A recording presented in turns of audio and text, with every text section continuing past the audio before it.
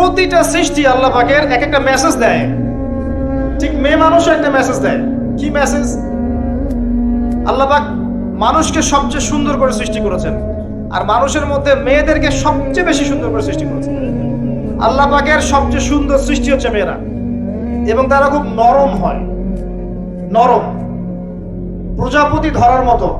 প্রজাপতিকে থাপ করে ধরতে পারবেন না আপনি, শক্ত করে ধরতে গেলে প্রজাপতি নষ্ট হয়ে যাবে, মরে যাবে। প্রজাপতিকে কোমল ভাবে ধরতে হবে। ঠিক মেয়েদের সামনেও আপনার কোমল থাকতে হবে। বেশি হার্ড হতে যাবেন, শেষ। আমি আপনার গার্লফ্রেন্ডের সামনে কোমল হতে বলি নাই, আপনার ওয়াইফের সামনে হতে বলেছি। কোমল থাকলে আপনি জিতে যাবেন। দেখবেন দুনিয়ার চিল্লা ফাল্লা করছে আপনার বাসায়, আপনি চুপচাপ আছেন পাহাড়ের মতো, কোমল আছেন। 5 মিনিট পর দেখবেন নিজেই ঠান্ডা হয়ে এসে বলছে আচ্ছা সরি, ভুল হয়ে গেছে। আর যদি আপনি চিল্লা ফাল্লার কাউন্টার দিতে যান, তাহলে দেখবেন সুটকেস গোছানো শেষ, বাবার বাড়ি চলে গেছে। ডিল করা খুব ডিফিকাল্ট। এখানে আপনাকে খুবই সবরের পরিচয় দিতে হবে। আল্লাহ পাক বোঝার তৌফিক দান। আর আমরা মা বোনদেরকে রিকোয়েস্ট করব, 4টা মূলনীতি মেনে কাপড় চোপড় পরবেন। আপনার কাপড়টা এমন হবে না যে কাপড়টা পরলেও অঙ্গ প্রত্যঙ্গ দেখা যায়, বোঝা যায়, এমন হবে না। কাপড়টা এমন হবে না এত টাইট ফিটিং যে আপনার অঙ্গের উঁচু নিচু অবয়ব বোঝা যায়, এমন হবে না। কাপড়টা এমন হবে না যেটা অমুসলিমদের পোশাক, আর কাপড়টা এমন হবে না যেটা পুরুষদের পোশাক। এই মূলনীতিগুলো মেনটেন করে কাপড় পরবেন ইনশাআল্লাহ। এছাড়াও মেয়েদের কথায় পর্দা আছে, চলনে পর্দা আছে, ওঠা বসায় পর্দা আছে। নামাজ পড়ার সময় তাদেরকে কিছুটা শালীনভাবে নামাজ পড়তে হয়। তাদের চোখের দৃষ্টির মধ্যে পর্দা আছে। এগুলো কে শিখাবে এখনকার মেয়েদেরকে?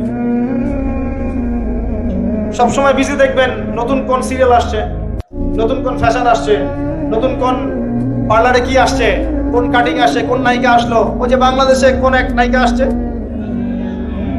তাই নিয়ে মিডিয়াতে এমন তোলপাড়, মনে কি নাকি একটা অবস্থা। আল্লাহর কাছে তোমার কি মূল্য আছে হে? আল্লাহর কাছে তোমাদের কি মূল্য আছে? তোমরা কি 5 ওয়াক্ত নামাজ পড়ো?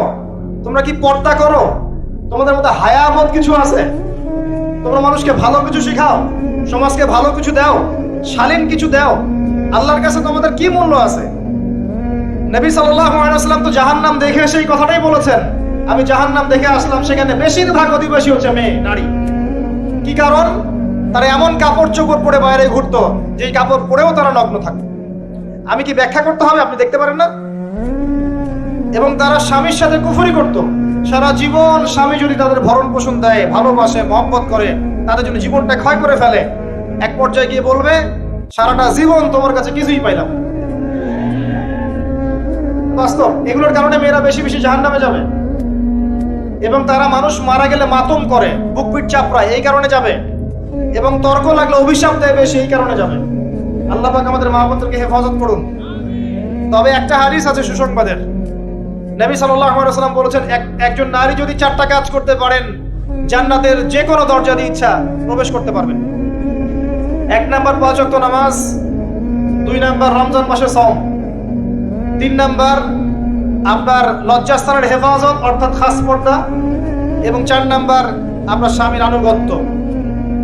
ফেমিনিস্ট আকীদার মেয়ে হলে আনুগত্যকে দাসত্ব মনে করে, স্বামীর আনুগত্যকে তারা দাসত্ব মনে করে। স্বামী কে? স্বামীর সম্মান বোঝেন আপনি? স্বামী কে? যার ব্যাপারে নবী সাল্লাল্লাহু আলাইহি ওয়াসাল্লাম বলেছেন, আমি যদি আল্লাহ ছাড়া অন্য কাউকে সিজদা করতে বলতাম, তাহলে মেয়েদেরকে বলতাম তারা যেন স্বামীদেরকে সিজদা করে। আপনাকে আমি কিভাবে বুঝাবো স্বামী কে, স্বামীর মর্যাদা কোথায়? এগুলো কি ইসলাম মেয়েদেরকে ডমিনেট করছে এগুলো দিয়ে? কেন? এই স্বামী আপনার জন্য সারাটা জীবন ক্ষয় করে ফেলে। একটা চোর পর্যন্ত, একটা চোর, একটা করাপ্টেড মানুষ, দুর্নীতিগ্রস্ত মানুষ, সে চুরি করে, দুর্নীতি করে এনে বাচ্চাকে খাওয়ায়। একটা ধর্ষক পর্যন্ত ওর মেয়েকে আদর করে। পুরুষ মানুষ কি জিনিস কেমন করে বুঝবেন? সারাটা জীবন ক্ষয় করে ফেলায়। যদি আপনি তার আনুগত্য করেন, তার সামনে সুন্দর মতো থাকেন, তার কথার সাথে তর্ক না করেন, ভালোবাসা দিয়ে থাকেন, আপনার জন্য সে জীবন দিতে প্রস্তুত থাকে। এরকম পুরুষ মানুষ। আপনাদেরকে কেউ চোখ তুলে তাকালে চোখ তুলে ফেলাবে, এরকম পুরুষ মানুষ। আর এখন তো পরিস্থিতি ডিফারেন্ট। বাসায় পুরুষ বাইরের ছেলের সাথে ফোনে প্রেম হয়ে গেছে, পালাই চলে গেছে, বিয়ে করে ফেলছে। দেখবেন বাসায় স্ত্রী আছে, বাইরের মেয়ের সাথে প্রেম করে বিয়ে করা শেষ। বিয়ে করলে সমস্যা নাই, ব্যভিচার করে ফেলছে, বিয়ে সে করতেই পারে, সে যদি সমতা রক্ষা করতে পারে সেটা তার ডিফারেন্ট ইস্যু, এটা অন্য ইস্যু। তো স্বামীর আনুগত্য আপনাকে কিভাবে বুঝাবো? এটা দাসত্ব নয়। নবী সাল্লাল্লাহু আলাইহি ওয়াসাল্লাম বলেছেন, কোন স্বামী যদি কোন স্ত্রীকে চায়, তার প্রয়োজনের জন্য চায়, মহব্বতের জন্য, স্ত্রী যদি চুলায় রান্না করতে থাকে, ওই রান্না ফেলে দিয়ে তাকে আসতে হবে। হাদিস। রাতের বেলা স্বামী স্ত্রী শুয়েছে, স্বামীর চাহিদা আছে, স্ত্রীর কোনো সমস্যা নাই, স্ত্রী ফিট, ইচ্ছা করে অহেতুক স্বামীকে বলল আমি রাজি না, উল্টা পাশে মুখ করে ঘুমিয়ে গেল। আল্লাহর নবী বলছেন সারা রাত আল্লাহর পক্ষ থেকে একজন ফেরেশতা আসবে, এসে এই নারীকে অভিশাপ দিতে থাকবে। এখন এগুলো হাদিস শুনলে বলবে যে ইসলাম তো মেয়েদেরকে ছোট করছে। একজন মেয়ে তার একজন স্বামীর কথা বলছে, স্বামী তার মেয়ে, তার স্ত্রী, তার মা, তার বোন, সবাইকে তার মিরাসের হক দিতে হয়। একজন মেয়ে তার বাবার সম্পত্তি পায়, কোন কোন ক্ষেত্রে তার ভাইয়ের সম্পত্তি পায়, তার স্বামীটা তো পাই, তার ছেলেরটাও পায়, নানি হলেও সম্পত্তির হক আছে। একটা মেয়েকে চতুর্দিক থেকে সিকিউর করা হয়েছে ইসলামে। তারপরেও কিছু ফ্যামিলিস্টের কারণে এরা বলবে যে মেয়েদেরকে ইসলাম ছোট করছে।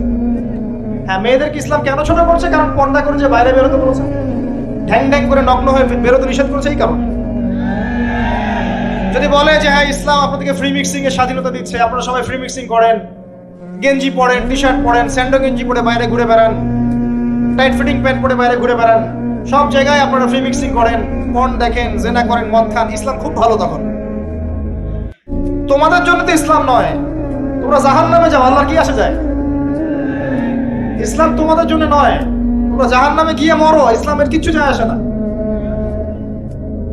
আল্লাহর ওয়াস্তে পারিবারিক আদর্শের দিকে ফোকাস করেন প্রিয় ভাই। নিজে জাহান্নামের আগুন থেকে বাঁচান, পরিবার বর্গকে বাঁচান, পরিবার বর্গকে বাঁচান। পরিবার একটা পার্ট হচ্ছে আপনার পিতামাতা। পিতামাতার সাথে খারাপ আচরণ করতে যায় না আল্লাহর ওয়াস্তে। সেই ব্যক্তির জন্য ধ্বংস যার পিতামাতা বেঁচে আছে, তাদের হক আদায় করে সে জান্নাতে যেতে পারবে না, তার জন্য ধ্বংস। আরেকটা অংশ আছে আপনার সন্তান সন্ততি। বাচ্চা কাচ্চার প্যারেন্টিংটা খুব সুন্দর করে করেন। যখন আপনি স্ত্রীর সাথে মিলন করতে গিয়েছেন তখন দোয়া পড়েন, আল্লাহুম্মা বিসমিল্লাহি আল্লাহুম্মা জান্নিবনা শাইতান ওয়া জান্নিবিশ শাইতান মা রাযাকতানা। আমার মনে হয় এখনকার জেনারেশন যেগুলো আছে ফাসিক, মাদক সেবন করে, পর্নোগ্রাফিতে আসক্ত, ইয়াবাখোর, স্মাগলিং করছে, চুরি করছে, হাবিজাবি, ধর্ষণ করছে, আমার মনে হয় না তাদের পিতামাতা তাদেরকে জন্ম দেওয়ার সময় দোয়াগুলো করেছিল। কারণ পিতামাতা এই দোয়া পড়লে ওই সন্তানকে শয়তান স্পর্শ করতে পারে। সন্তান হবে, সন্তান ছেলে হোক মেয়ে হোক, আপনার এটা নিয়ে মন খারাপ করার কিছু নাই। একজন কন্যা সন্তানকে লালন পালন করে সৎ পাত্রে পাত্রস্থ করলে এই মেয়ে পরকালে আপনার জন্য জাহান্নামের আগুন থেকে ঢাল হয়ে যাবে। যার কাছে দুইজন মেয়ে আছে, দুইটা মেয়েকে সে ভালো করে মানুষ করেছে, নবী সাল্লাল্লাহু আলাইহি ওয়াসাল্লাম বলছেন সে জান্নাতে আমার সাথে এমন করে থাকবে, এইভাবে। কেউ যদি বিধবার দায়িত্ব নেয়, সেও নবী সাল্লাল্লাহু আলাইহি ওয়াসাল্লামের সাথে এইভাবে থাকবে। এতিমের দায়িত্ব নেয়, এইভাবে থাকবে। ফ্যান্টাসিতে ভুগছেন, একটা এতিম মেয়েকে বিয়ে করেন, একটা অসহায় তালাকপ্রাপ্ত মেয়েকে বিয়ে করেন, একটা বিধবা মেয়ে যার স্বামী মারা গেছে, কেউ নাই দেখার, তাকে বিয়ে করেন, তারপরে বোঝা যাবে আপনার মধ্যে কতটুকু দিন আছে। আর বর্তমান সভ্যতা আমাদের কি সমাধান দিবে? সবাই যদি দিনদার একটা করে ক্যাটরিনা খোঁজে, এই এতিম, এই বিধবা, এই যাদের দেখার কেউ নাই, এই মেয়েগুলা কি রাষ্ট্রের সম্পত্তিও থাকবে? এদের দায়িত্ব কে নিবে? পুরুষরা যদি দায়িত্ব না নেয়, কে দায়িত্ব নিবে? এখন কেউ যদি ওদের দায়িত্ব নিতে যায়, তখন তাকে আবার খারাপভাবে উপস্থাপন করা হয়, এই ব্যক্তির মনে হয় চরিত্র খারাপ।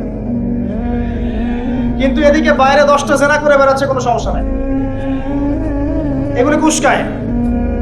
এইসব জাহেলদের জন্য ইসলাম নয়। ইসলামের প্রতিটা বেসিক ফান্ডামেন্টাল মানবতার কল্যাণের জন্যই। এগুলোকে ফরজ করা হয়নি, আপনি নফল, আপনার সামর্থ্য থাকলে আপনি করতে পারেন, না করলে কোনো সমস্যা নাই। কেউ যদি করে, যে ইসলাম পরিপূর্ণরূপে পালন করার চেষ্টা করছে, এটার উপর আমল করার চেষ্টা করছে, তাহলে আপনি তাকে ক্রিটিসাইজ করছেন, কি সমস্যা? আরেকটা পার্ট হচ্ছে সন্তান সন্ততি। বাচ্চা কাচ্চাকে ছোটবেলা থেকেই মানুষ করতে হবে এমন ভাবে যাতে করে বড় হয়ে এরা এই উম্মার খালিদ এবং উমর হতে পারে। বাচ্চা ছোট ছোট বাচ্চাকে আপনি ভালো খাবার দেন, ভালো খাবার দেন, মায়ের স্নেহ দেন, বাবা মার সাথে রাখেন, একটু গ্রাম্য পরিবেশে নিয়ে গিয়ে তাকে বড় করেন। কেন বলছে এই কথা? এখানে পরিবেশ সুন্দর থাকবে, সে দৌড়াবে ধুলার মধ্যে, মাঠের মধ্যে খেলবে, সুন্দর ভাষা শিখবে। এরপর তাকে ভালো প্রতিষ্ঠানে পড়ান। প্রতিষ্ঠানটা এমন হবে যে প্রতিষ্ঠানে জেনারেল শিক্ষা, ইসলামিক শিক্ষা একসাথে দেয়া হচ্ছে, সে সব শিখবে। আমার ছেলে কোরআনে হাফেজও হবে, আমার ছেলে ডক্টরও হবে, এভাবে এভাবে করে দেবে। আধুনিক হন, মাথাটা খাটান, ব্যাকডেটেড মানসিকতা বাদ দেন। বিশ্বটা এগিয়ে গেছে, আমাদেরকে এগিয়ে যেতে হবে। একমুখী জ্ঞান দিয়ে আপনি কিচ্ছু করতে পারবেন না এই যুগে। দ্বিমুখী শিক্ষার একটা হারমোনিয়াস কম্বিনেশন দরকার। আমাকে কোরআন জানতে হবে, সায়েন্সও জানতে হবে। তাহলে আমি সায়েন্স দিয়ে কোরআনকে ব্যাখ্যা করতে পারবো না, কোরআন দিয়েও সায়েন্সকে ব্যাখ্যা করতে পারবো না। জানতে হবে আমাদেরকে।